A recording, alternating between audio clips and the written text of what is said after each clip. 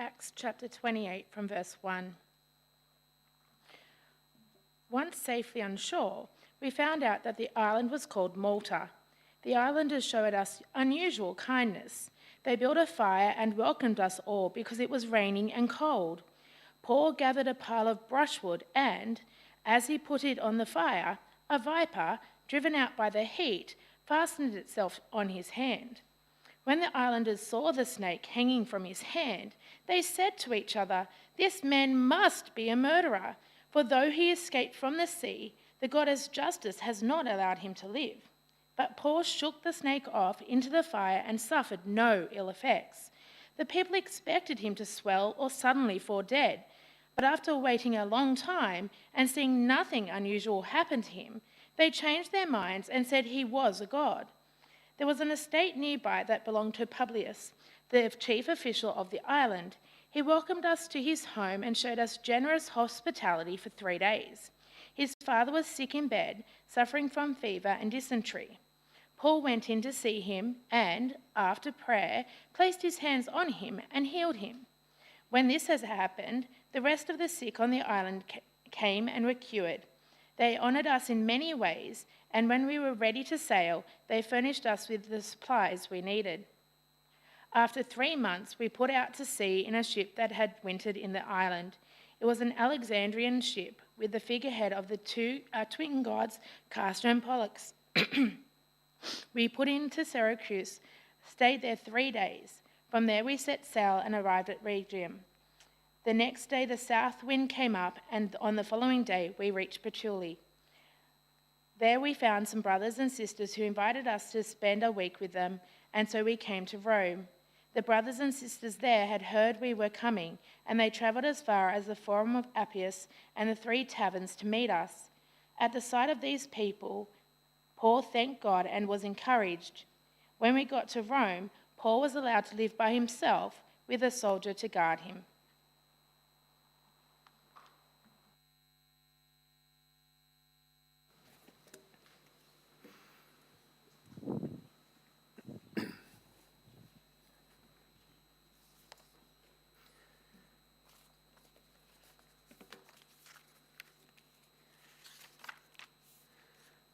Well, there are times in life when the skies are grey, aren't there? It just, we've got the grey clouds kind of roll in on life. Perhaps it's a difficult situation that you face, a difficult work situation, maybe a difficulty in relationships, family relationships perhaps, maybe a dark time in terms of finances, maybe just difficulty in terms of loneliness or feeling sort of unloved. Perhaps it's associated with loss of health. And it's just, the skies feel grey. We can't really see what might be a positive outcome. It doesn't seem to be a positive way forward. We feel emotionally down. Perhaps we're grieving about something. That's kind of a bit like Paul's situation here as he comes to the island. He's been shipwrecked, he's detained as a prisoner, and as he gets washed up on the island, it's cold, it's damp. It's like, where's this going? It doesn't seem like there's a positive way forward. And for some of us, that's a frequent experience, or whatever our particular challenge is. And maybe it's an ongoing experience. Maybe you're wrestling with that right now, where you are at in life. It just feels like the dark clouds have rolled in. It feels cold. It feels like there's not much prospect. And it's a situation you know well. For others of us, almost somewhat annoyingly, you don't know that experience. Life just always seems to go on. Perhaps you sort of think, oh yeah, I think I had a hard time once. Was it back 97? There was a day there that was really tough. But life just seems to just roll on. They always seem to be on cloud 9. Nothing seems to rattle them. They just sail through life. We want to see here how even when things look grey, God can still be very much at work. And to see that, we want to think about, well, what might it look like for God to be still at work when the situation doesn't look so good? Where might we see God being at work in situations that are dark and grey? What might he be doing? What are his priorities when we don't seem to be able to be meeting our priorities and life isn't working out? What might he be trying to achieve in those circumstances? That'll hopefully give us some perspective as we face the grey clouds, as we face the dark times. Or for those who that's not really your experience and that you rarely go through those times, maybe you will soon, maybe it's on the horizon. Or maybe it will just help you to understand and support and encourage those who do go through those times or are going through those times right now. So there's something here for all of us to think about. We've been working our way through the story of Acts, through the book of Acts. We've been working our way through for some time now. We've been doing that so that we can see how the gospel spread. The good news about Jesus went out into the world. And to see what it looks like as that good news about Jesus impacts in the world. And we want to be doing that because we want to be a church where that's what's happening, where God's word is having an impact, when we see that going on. We don't want to just be a church that kind of just meets together to do our duty or do our bit for God, to be just here as some sort of religious activity. We want to be regularly seen. We want to be regularly experiencing and regularly celebrating what God is doing. So it's been helpful for us to work through Acts and see the way that it plays out when the gospel is at work. Now we're nearing the end of Acts, in the last chapter. But there's still important things to see about what God is doing then and what God has done ever since and what God is still doing now. And as we start thinking about that, we want to begin by looking at God's unstoppable plans. God's unstoppable plans. As life doesn't look so good, it's helpful to see that God has got unstoppable plans and he works those out. So that's where we'll start. Throughout Acts, the progress of the gospel has been God's work. That's been right through every chapter. As the gospel has gone forward, as the news about Jesus has spread, it's not so much about the characters of the story as it's what God is doing in the story. And that is still evident here in this last chapter, even in the grey and kind of ordinary circumstances that Paul's in. He's been washed up on Malta, as I said. He's a prisoner of Rome. He's been shipwrecked, and it was heading into the winter months. The ocean was probably not that warm, and then when they actually get on land, it's not that warm either. It was cold, and it was damp, we're told in verse 2. What could God possibly be doing in these kind of circumstances? Paul's got a heart to be reaching people. He's been across the known world sharing the good news, and now here he is in these circumstances. It just seems so unimpressive. Seems so limited. But God has a plan. God has a purpose, and he's still working that out. He wants to get Paul to Rome so that Paul can testify about Jesus there. And he's indicated that already in earlier chapters. Jesus came and he said, Paul, you're going to testify in Rome. And we see him still working in that direction. In chapter 1 of Acts, we get this kind of foreshadowing of where the whole story is going. Jesus comes to his disciples and he says, you're going to be my witnesses in Judea and Samaria and to the next bit, I can't remember the next bit, Judea, Samaria, whatever, and to the ends of the earth.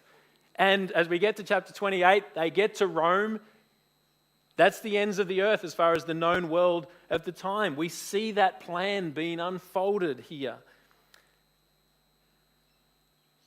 And so last time we looked at chapter 27, that sort of dramatic story of the shipwreck account. They're lost at sea in the storm. They just lost all hope. They had just driven along wherever the storm happened to take them. They'd had to throw all their cargo out of the boat. They had to throw all their tackle out of the boat. And so they're just at the mercy of wherever this storm is going to drive them. But we saw last time that though they could have ended up anywhere in the Mediterranean Sea, they ended up on this island of Malta, which was actually not very far from where they needed to go.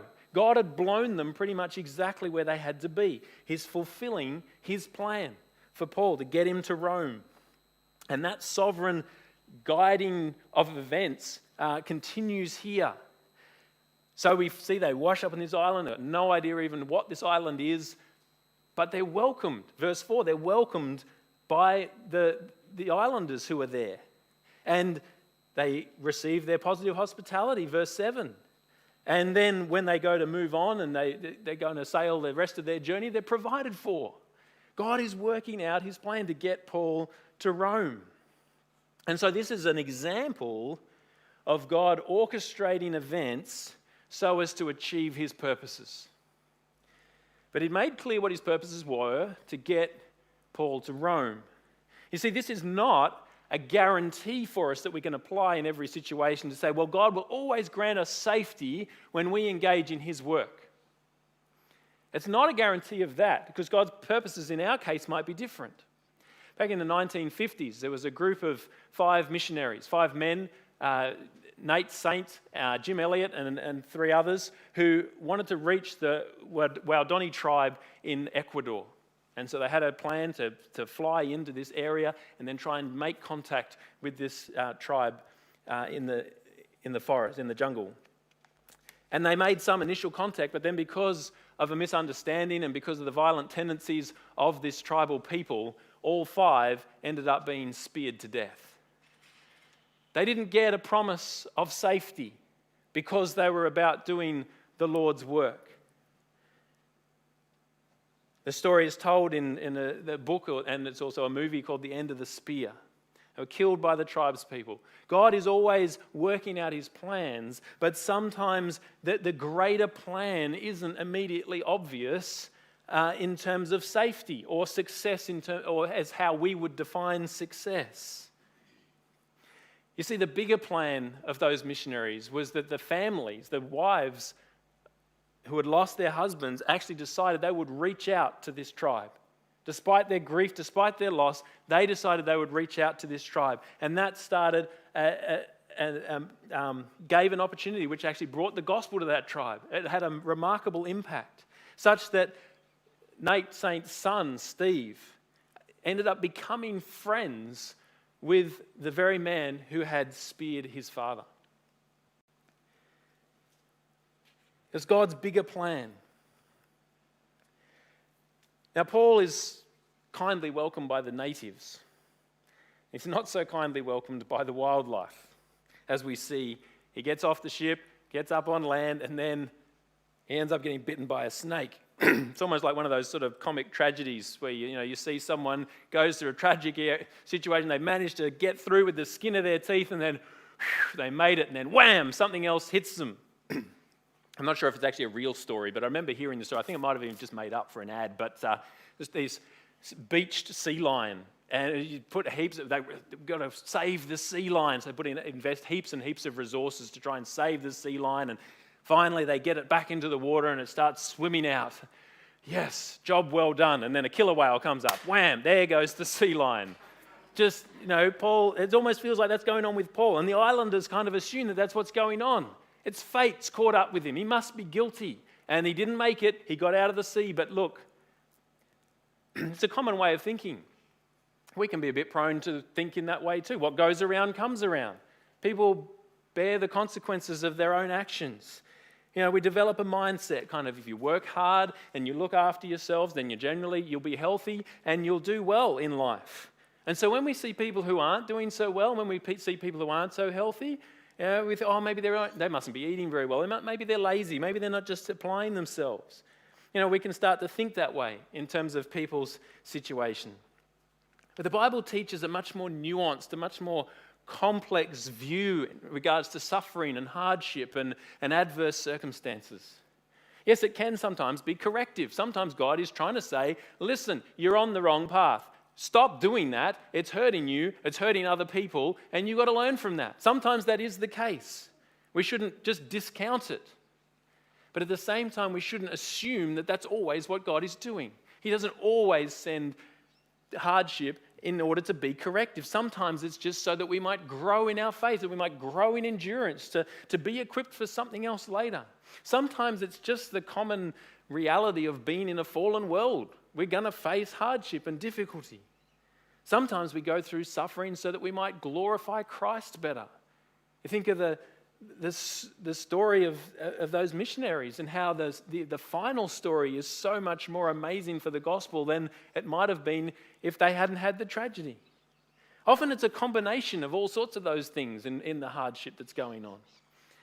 The Bible's story is much more nuanced and complex about what's the purpose of suffering. But the key thing is that this snake doesn't thwart God's plans. It kind of looks like it has. Paul's made it out of the ocean, and then wham, he gets bitten by a snake. But see, God protected Paul even from that. This can't thwart God's plans, and so nothing happens to him. And so we see, as per God's promises to get Paul to Rome, we see as per his intention in Acts 1 verse 8 that the gospel is going to go to the ends of the world, that in verse 14 we get the kind of dramatic understatement, and so we came to Rome. That's like a key phrase. We came to Rome. Here we are. God's plan. And it's not just Paul that got there.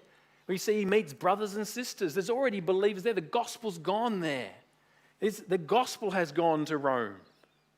God always achieves his plans and his purposes. But that we often don't get in our situation. We don't often get to see the whole picture, especially when we're in those times when the sky is grey. Life just seems like it's not going well. We don't see the whole picture of what God is doing. But that doesn't mean that even in those times we can't see aspects of what God is doing, that we can't see glimpses of what God is doing. So having thought about the bigger picture of God's unstoppable plans and how he works those out, let's turn our attention now to think about extraordinary impact. The extraordinary impact that God is having even in this context, and the extraordinary impact that God can have in our own context that sometimes seem ordinary. See, Paul's situation on Malta is limited, isn't it? It seems a bit hopeless and grey, cold, and perhaps you can relate to that in your life. Maybe that's where you're at. It just seems a bit like nothing's really happening. I haven't really got the prospect of much happening. I'm really struggling with what it looks like and what the future might hold. Or maybe this will help you to think through how we can support someone in that sort of situation. How can we support each other with perspective in terms of the dark time? But God still gives testament to the power of the gospel. And even here he's giving endorsement of his messenger. You see, there are many people who are healed. He heals, first of all, this sort of chief of the island, his father, and then heaps of other people from the island come and they all get healed. And Paul himself, of course, is saved from harm from the snake as well. Such signs and wonders have been seen wherever, as the gospel went forward, all the way through Acts. We see the gospel is accompanied with signs and wonders testifying to the greatness of it. And so I suppose it's a natural question, well, should we expect to see miracles? Is that what we're supposed to do? When the gospel is at work, we'll see these sorts of healings and we'll see these sorts of amazing things going on. And if we don't see that, if we're not seeing miracles, is that because God's not at work? Well, God can and does still do miracles. He's entirely capable of it, and he does it. It does seem that he does it more on sort of the leading edge of where the gospel is advancing. But once the gospel has kind of become established, the miracle we should more often expect to see is the change that God's Spirit brings in the lives of people through the gospel. That's the miracle we should more ordinarily expect to see once the gospel is established, the change that the Spirit brings in people's lives. And there'll be something profoundly different about that. There's something profoundly unusual about that defies natural explanation because it is ultimately miraculous. It's not just something that's ordinary. And so, for example, Steve Saint, the son of the missionary who was killed, the fact that he would become friends with the man who killed his father. I mean, you can kind of maybe understand that he gets to the point of sort of forgiving him. You can kind of maybe understand that he could possibly get to the point of saying, okay, I'm not going to press charge, I'm not going to pursue hostility, I will let that go. But to go to the point of becoming friends and actually enjoying a friendship with that person, like that's just not normal, is it? Even to forgive is in some ways not normal, but to go that far, like that's just really extraordinary. Now, notice we talk about seeing something different when the Spirit is at work. I just want to clarify, we're not talking about weird. Not talking about weird different. Unfortunately, Christians are a bit prone to just be weird different. And we kind of have this idea that, well, we're supposed to be different, so it doesn't matter if we're weird. That's what it's supposed to look like. And so we have weird ways of speaking. Oh, such a blessed morning today. Like no one else talks like that. We have sort of irrelevant traditions, the things we sort of hang on to in terms of clothes or aspects of what we do in church that just really don't really mean much, but we hang on to them. We've got sort of outdated decor. We hang on to music of a past era. And then people come in and they think, like, this is a bit last century. And, well, I suppose I'm not going to have much that's going to help me in this century among these people.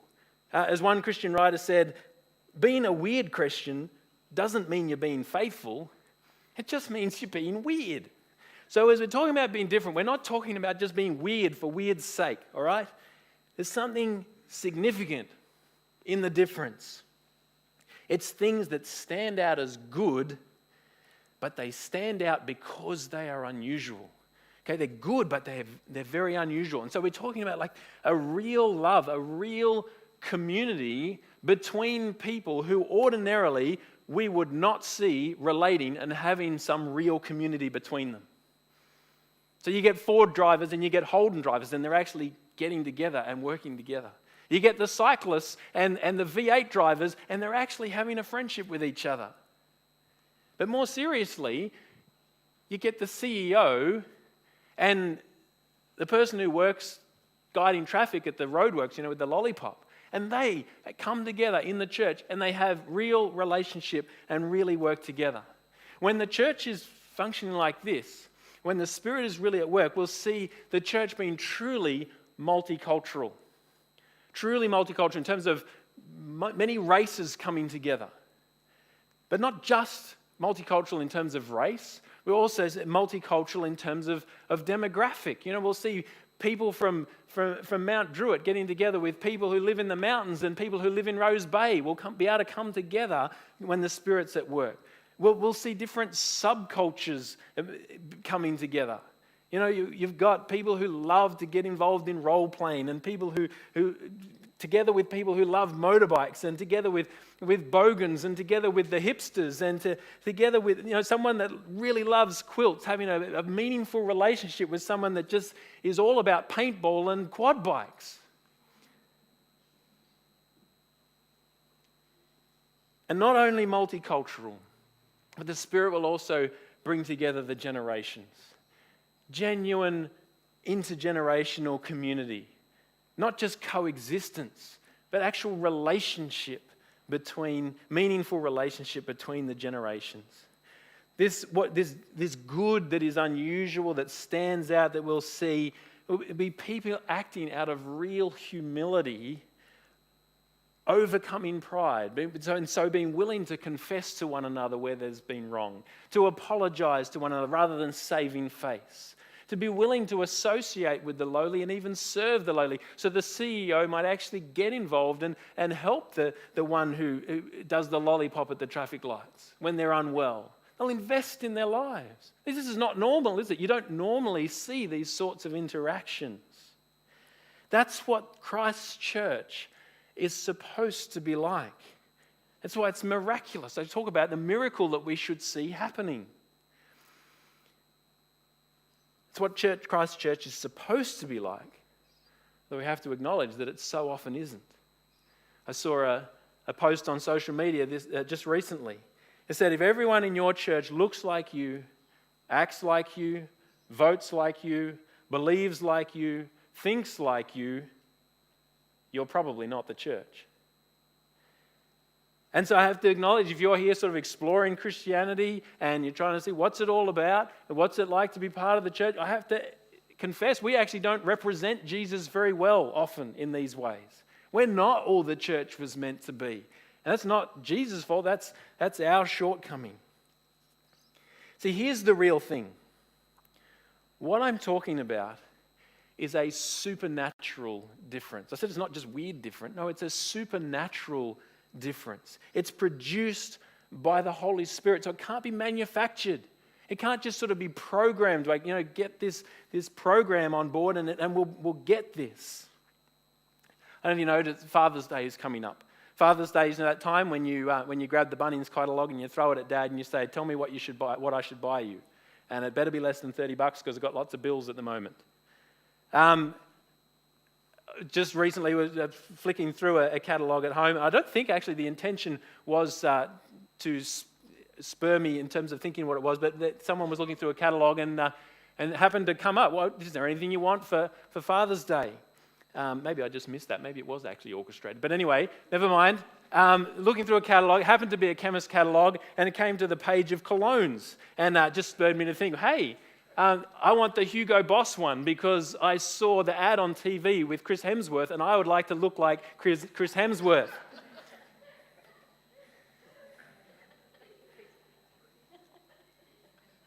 But there's no way that getting Hugo Boss cologne is going to make me look like Chris Hemsworth, is there? I mean, that's not how it works.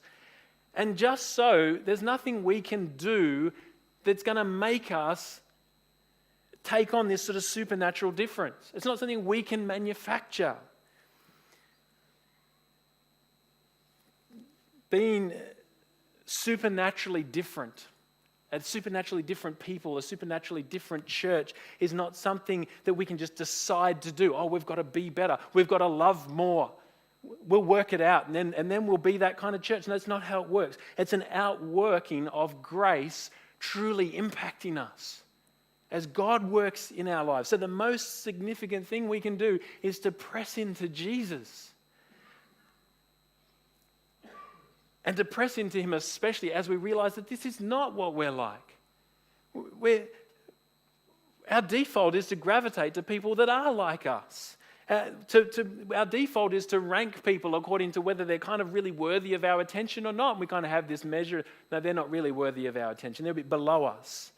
And hence, Jesus stands out so remarkably because he went in through life, and though he was a rabbi that was respected as a teacher, he didn't just hang around with the rabbis and the teachers. Who did he hang around with so often? It was with the prostitutes, and it was with the disreputables of society. And it caused a sort of tension. It's like, why is he doing this? It's not normal. As we press into Jesus, we want to be letting God's word serve as a mirror, a light to shine on us. So we recognize who we really are. And as we confront that, we then pursue him for his grace. Say, Lord, this is not who I am. Your word is convicting me in terms of who I am and who I ought to be. I need your grace. And we pursue that through prayer. Lord, give me your spirit. And we want to be pursuing ministries that are going to help facilitate that. That's our goal as a church. Not that we can manufacture it or that we can program it. But as we recognize it's God's work, as we recognize that he does it through his spirit and through his word, we want to be pursuing that. Seeking ministries that are going to facilitate that. You see, the miracles and the healings that Paul undertook weren't ultimately to show us Paul. They weren't ultimately to point to Paul.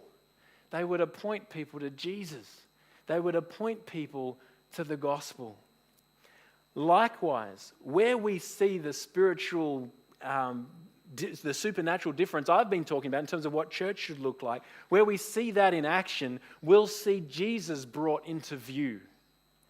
And maybe you know people like, maybe you can think of people like that. You say, yes, I know that the Spirit is at work in that person. And they're people who radiate Jesus. Is there that fruit in your life?